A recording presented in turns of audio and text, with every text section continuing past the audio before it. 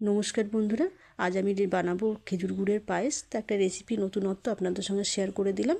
তো খেজুর গুড়ের পায়েস আপনারা জানেনই কতটা ভালো হয়, আর এখন তো খেজুর গুড়ের সময়, খেজুর গুড় পাওয়াও যায়। তো ভাবলাম আপনাদের সঙ্গে একটা রেসিপি শেয়ার করে দিই। আর দেখতে দেখুন কতটা ভালো হয়েছে। তো চলুন বলে দিই আজকে কী নিচ্ছি পায়েস করার জন্য। এখানে নিয়েছি 50 গ্রাম চাল, গোবিন্দভোগ। আর আজকের পায়েসটা আমি একটা ছোট্ট স্টিলের গামলাতে রান্না করছি। তো এখানে দেখুন নিয়েছি কয়টা এলাচগুলো দিয়ে দিলাম, আর 1 চামচ ঘি দিয়ে দিলাম।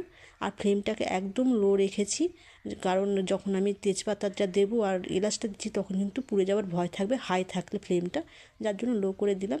আর সামান্য একটু নেড়ে চেড়ে নিলাম। নেওয়ার পর এই যে চালটাকে ধুয়ে রেখেছিলাম, তো চালটা দিয়ে দিলাম। দিয়ে কিন্তু আবারও সুন্দর করে নেড়ে চেড়ে নিচ্ছি। বেশ, তো বন্ধুরা আপনাদের কাছে অনুরোধ রইল প্রথম থেকে শেষ অবধি রেসিপিটা দেখবেন, আশা করি ভালো লাগবে। আর এদিকে দেখুন চালটা ভেজে নিয়েছি আমি বেশ 2 মিনিট মতন। তো এরপর কিন্তু আমি দিয়ে দেবো কাজু আর কিশমিশ। তো কাজু কিশমিশটা আমি আগে থেকেই জলে ভিজিয়ে রেখেছিলাম।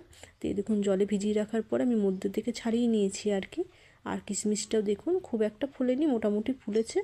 আর রান্না হওয়ার সময় তো বাকিটা ফুলে যাবে যখন দুধটা দেবো আর কি। তো কাজু কিশমিশটা দেওয়ার পরে আবারও কিন্তু 2 মিনিট আমি নেড়ে চেড়ে নিচ্ছি। বেশি নাড়লে কিন্তু কাজু কিশমিশ লাল হয়ে যাবে, চালটাও কিন্তু পুড়ে যাবে। তো 2 মিনিট নাড়ার পরে 1 লিটার দুধ আমি আগে থেকেই গরম করে রেখেছিলাম, গরুর দুধ, সেটা পুরোটাই দিয়ে দেবো। আর এলাচ আর তেজপাতাটা আপনারা যখন বাড়িতে রান্না করবেন সেই স্বাদ অনুযায়ী দেবেন, আপনারা কীরকম সেন্টটা পছন্দ করবেন আর কি। তো দেখুন দুধটা ফুটে আসছিলো, ওপর দিয়ে উপচে উপচে আসছিলো বলে এরকম নেড়ে চেড়ে রান্নাটা করে নিচ্ছি। তো চালটা দেখুন সিদ্ধ হয়ে গেছে আর কাজু কিশমিশটাও ফুলে গেছে। তো এরপরে যেটা দেবো বন্ধু সেটা হলো গুড়। তো গুড়টা কিন্তু ভালো 150 গ্রাম মতন হবে। আর যখন গুড়টা দেবেন বন্ধুরা পায়েসে, তখন কিন্তু ফ্লেমটা লো করে দেবেন, নাহলে কিন্তু দুধটা কেটে যাওয়ার ভয় থাকবে। তো বন্ধুরা এই দেখুন আমি এইভাবে রান্নাটা করে নিলাম। আর আপনারা যদি ইউটিউব থেকে দেখছেন তাহলে চ্যানেলটা সাবস্ক্রাইব করে নেবেন, আর ফেসবুক থেকে দেখলে ফলো করে নেবেন। আর যদি ভালো লেগে থাকে আজকের রেসিপিটা, অবশ্যই একটা লাইক করে দেবেন। তো এইভাবে দেখুন আমি নেড়ে নিয়েছি, আর পায়েসটা কিন্তু রান্না হয়ে গেছিলো বলে নামিয়ে নিলাম।